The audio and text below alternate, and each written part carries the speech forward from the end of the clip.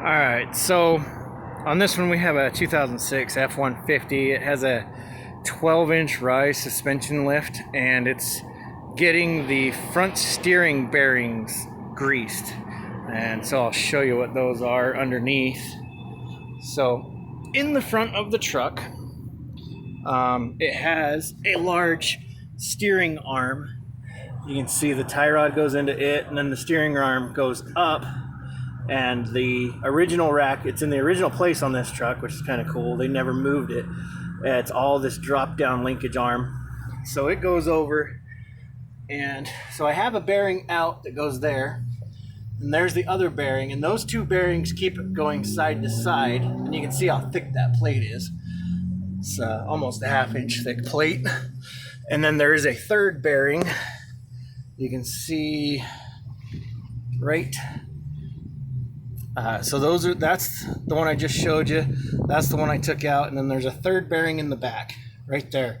And all these prevent it from this plate from wobbling when you're steering. So I'll take you over to the bench and show you how to grease these bearings. All right. So this is what those bearings look like.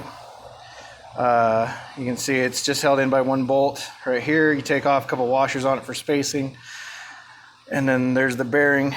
And you don't have to take them out of the truck, but they're in a pretty tight fit, and it's just one bolt comes right out.